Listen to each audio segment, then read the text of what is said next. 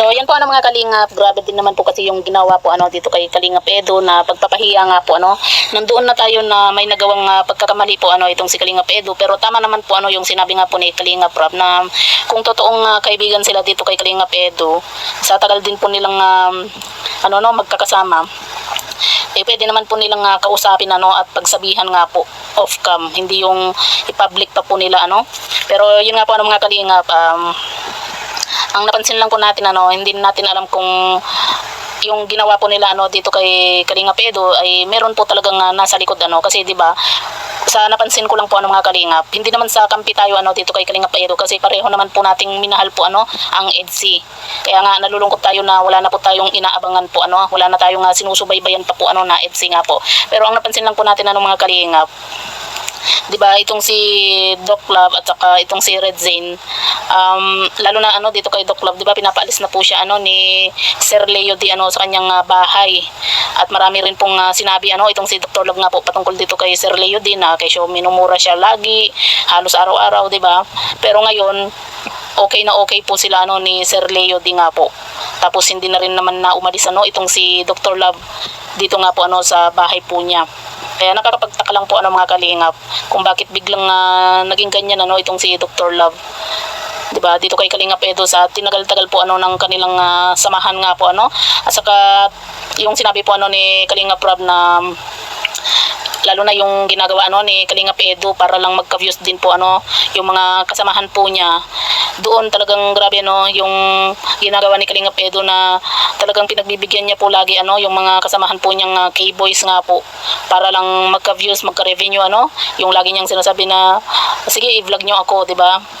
Interviewin niyo ako. Minsan kahit nga minsan na babash din po itong si Kalingap Edo sa mga interview po nila dahil nga po sa may time na itong si Kalingap Edo hindi niya pinag-iisipang mabuti yung mga binibitawan po niyang salita, basta sasagot lang po siya sa mga katanungan sa kanya, 'di ba? Madalas na nababash po itong si Kalingap Edo, pero sige pa rin po siya sa pagpapa-interview nga po sa kanyang mga kasamahan nga po na K-boys. Kumbaga sandikit po itong si Red Zane, si Dr. Love dito kay Kalingap Edo dati, 'di ba? Tapos biglang sa isang iglap naging ganyan yung sobra yung ginawa po nila dito kay Kalingap Edo nga po.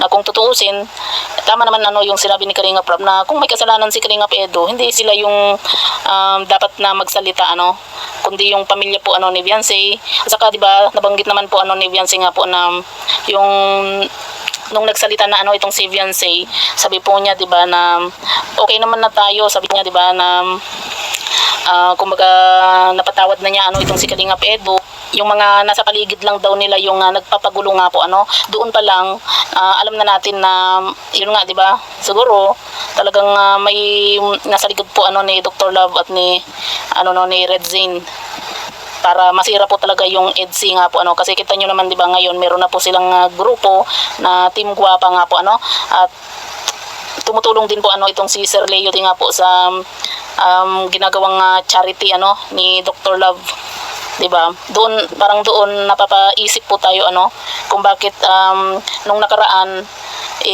may mga binitawang salita po itong si Dr. Love patungkol dito kay Sir Leo D, pero ngayon okay na okay po sila at tutulong pa po itong si Sir Leo D dito kay Dr. Love para sa kanyang charity nga po sa Team Guwapa nga po mga kalingap.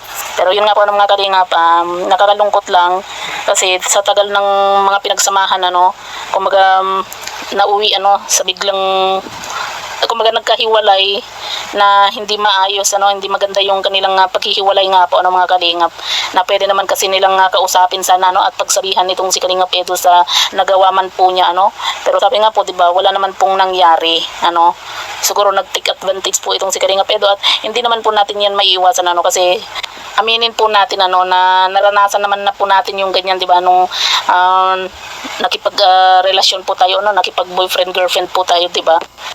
Hindi po yan maiiwasan kumbaga nadala lang siguro itong si Kalingap Edo nga po.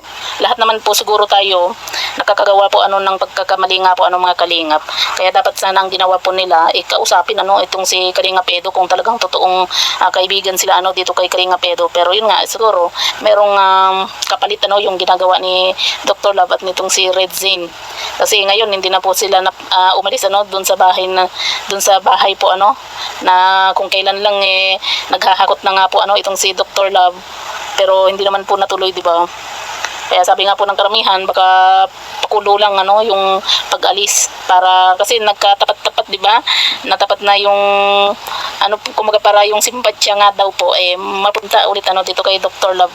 Yan po yung nababasa rin po natin ano sa mga comment section nga po. Kasi syempre, 'di ba? Nagawa na nilang masira yung EDSI, kaya hindi na rin natuloy ano yung pag-alis ni kumaga hindi na pinaalis ano ni Sir Leo din nga po itong si Dr. Love sa bahay nga po. Baka yun po yung kapalit nga po ng mga kalingap. Yun yung mga ano no, yung mga ikino-comment po ano ng mga viewers. At hindi rin naman natin masisisi po ano yung mga viewers din po kasi syempre 'di ba nung nakaraan nga po marami rin pong binitawang hindi maganda ano itong si Dr. Love kay Sir Leo D, pero yun nga biglang nagbago ano nung nasira na po yung EDSI nga po.